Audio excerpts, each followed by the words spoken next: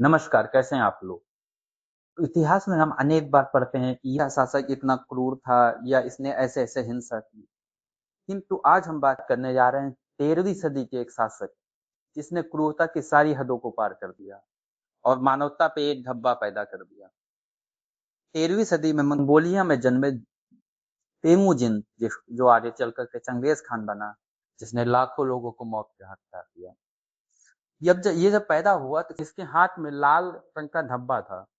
इसे कई लोगों ने माना कि यह बहुत शक्तिशाली शासक बनेगा या बहुत शक्ति का प्रतीक है, किंतु किसी को ये नहीं पता था ये शक्तिशाली शासक इतना शक्तिशाली बनने जा रहा है कि पूरे मानवता को ही शर्मसार कर देगा और सबको मौत के घाट उतार देगा।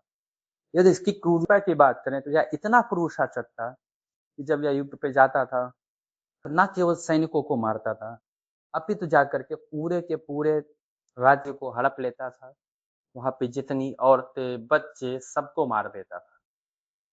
यहाँ तक कि कहा जाता है कि या जो औरतें पेट से थीं या प्रेग्नेंट थीं, उनके पेट को चीर करके उसमें से बच्चे को निकाल लेता था और फिर उस बच्चे को मार देता था। इसके सैनिक इतने क्रूर होते थे कि हजारों बस्तियों में औरतों का रेप करके उनमें अपना डीएनए छोड़ देते थे।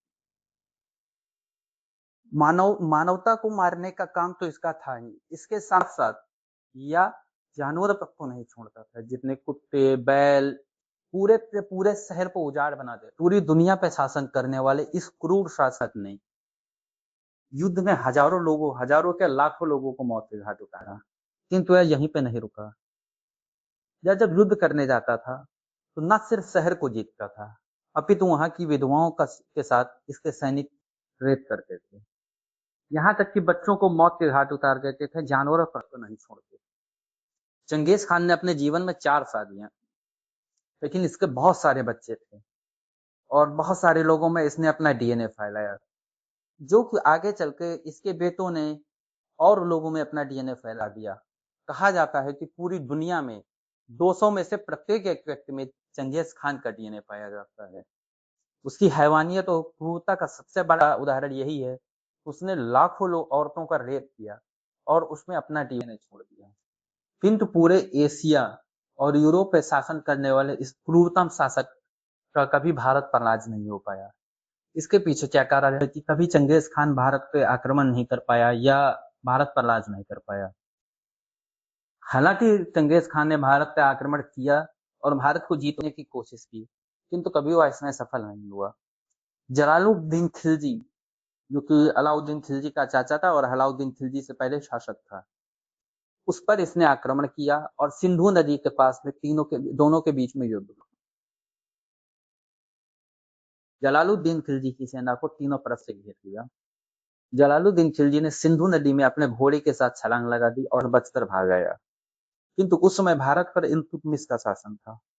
इल्तुतमिश ने जलालुद्दीन खिलजी को जगह नहीं दी अपने यहाँ और उसकी सुरक्षा नहीं की, जिस कारण वह अफगानिस्तान पहुंच गया। और समय समय पे चंगेज खान ने भारत पे आक्रमण करने की कोशिश की, किंतु तत्कालीन दिल्ली सल्तनत के शासकों जैसे कि इल्तुतमिश, बलबन, इन्होंने मंगोलों से अपनी सीमाओं को बहुत अच्छे से सुरक्षित रखा और अंत में अलाउद्दीन खिलजी ने मंगोलों को हरा करके मंगोलों की सत्ता को भारत में स्थापित होने से रोक दिया। दूसरा कारण ये भी था कि मंगोलिया से थे, जहाँ पे बहुत ज्यादा ठंड पड़ती है और वो भारत की ठंड बर्दाश्त नहीं कर पाते। इस वजह से भी कई बार वो आक्रमण करने आए, किंतु अत्यधिक गर्मी होने के कारण जिससे उनके घोड़े भी परेशान होने लगे और उनके सैनिक भी परेशान होने लगे और उन्हें अपने कदम पीछे लेने पड़े। 13वीं सदी के इस क्रूर शासक ने एशिया से लेकर के पूरे यूरोप पे शासन किया। किंतु जब यह मरा, इसकी मौत की कहानी बहुत दर्दनाक है, बहुत ही उम्दा कहानी है। कहा जाता है कि जब यह मरा, इसके 100 या 50 साल तक कोई इसकी जगह नहीं ले पाया। जब यह मरा तो जहाँ इसे दफनाया गया, तो इसे दफनाने वाले जो भी लोग गए, सभी लोगों को मौत के घाट उतार दिया गया।